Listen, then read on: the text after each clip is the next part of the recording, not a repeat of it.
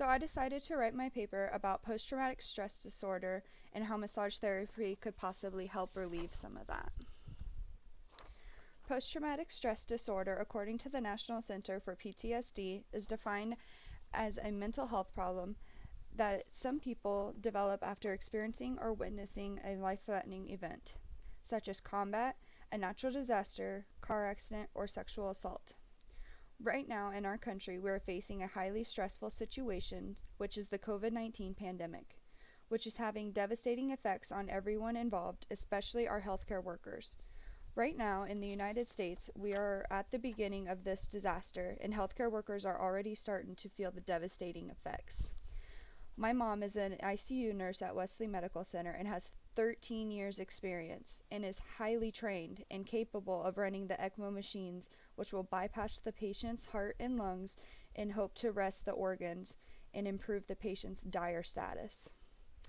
The stress of running such complicated equipment while managing life-saving medications can be overwhelming.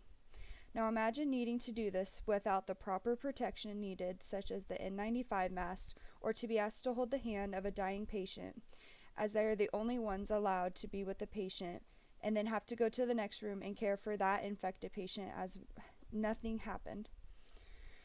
This is a causing factor that can bring PTSD to the surface for these workers, who are losing more patients than they are used to losing. But for the time being, the touch that the patient receives is comforting, and in that time when they need it the most.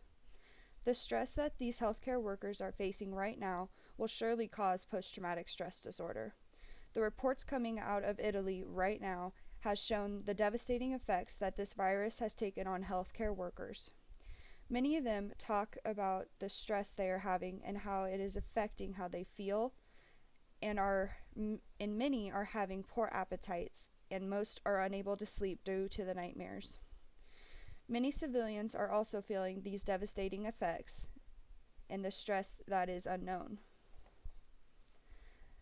The social isolation that many are being asked to perform, such as social distancing, can have detrimental effects on one's mental health, such as feeling grief-stricken, anxious, depressed, guilty, or angry. It can manifest also as a physical symptom, such as irregular heartbeats, diarrhea, headaches, panic, fear, and most of all, depression. The power of touch through massage therapy can help alleviate some of this stress. In a study conducted by Field et al. In 1996, they conducted a study following a hurricane and compared the effects of massage therapy twice a week for a month compared to a control group who watched a relaxing video. The children who received massage therapy had a decrease in PTSD symptoms and depression. Massage therapy has been used since 1800 BC and is a therapeutic way to naturally heal. Over the course of history, massage therapy has been used for many conditions, from labor pains to mental illness, restoring movement in fractured, strained, or wounded limbs, and soothes the peripheral and central nervous systems. The medical community is gradually accepting massage therapy. Touch therapies were the foundation of medicine in the West from the time of Hippocrates in 400 BC, who said that medicine was the art of rubbing. These therapies were replaced by drugs after the advent of pharmaceuticals in the 1940s. Until the early 1950s, most patients received a massage or a back rub daily in the hospital. Physicians are now beginning to prescribe massage as for such pain conditions, PTSD being one of the many conditions reported. I feel that the healing art of massage will be the key to help ease the healthcare workers with the stress and also relieve the pain in their bodies from standing on their feet for hours on end, and the stress of dealing with such emotional hardships. Relieving some of this pain can help someone who has suffered greatly and give them a new outlook on life and a new perspective, all while relieving their stress and anxiety. We've got some visual aids. So these are some of the general facts. I have little diagrams. So 70 to 89% of people will experience a traumatic event in their lives. 5.6 to 9.2% of these people will receive the diagnosis. You can see there's a huge difference from people who are actually diagnosed to people who have actually experienced it. Twice as many women, they're the purple ones, develop PTSD rather than men. The treatment for PTSD, only 50% of the people with PTSD seek professional help. So if you have someone who has it but doesn't want to seek it, then we don't know who actually all has it. That's why some of these numbers are so off, because some of them get reported and some of them don't. So here in this diagram, the purple is the 67% and the blue is the 33%.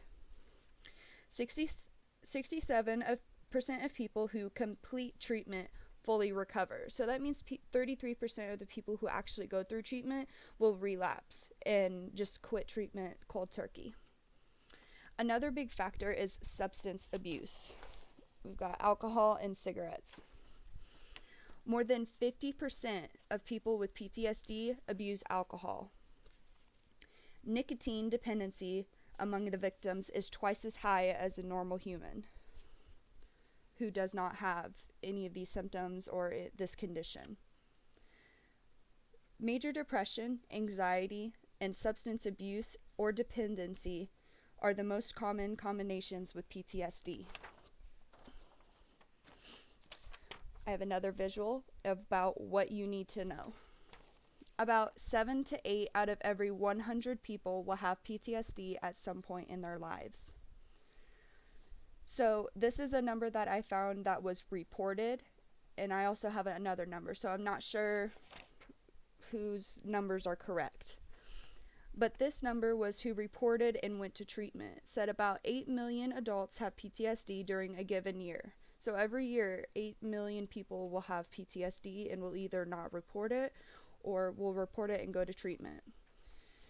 And then this number over here is 24.4 million people in the United States suffer from PTSD, which would be about right because there's about 300 million people, or give or take, in the United States. Now, another big thing is gender differences. So for men, 6% will experience PTSD in their lives, and they will suffer for about 1 year, is what the site said. And some of the reasons that men have PTSD could involve rape, combat exposures, childhood neglect, and childhood physical abuse, which I found really interesting because childhood is one of the things that it covered in our touch book. So for that to be an actual reason why men have PTSD, because they don't have the physical contact or they're neglected, that was a huge thing that I found interesting. There is also no cure for PTSD. There are only treatment symptoms. You can only treat the symptoms. Now with women, it's 12% will experience PTSD in their lives, which brings me back to twice as many women will experience it than men. Women will suffer for PTSD for about 4 years, is what was shown, about 4 years. Some of the reasons was rape, sexual assault, physical attack, and being threatened with a weapon, which I found really interesting. And there is also no cure and only treatment options. Thank you for watching.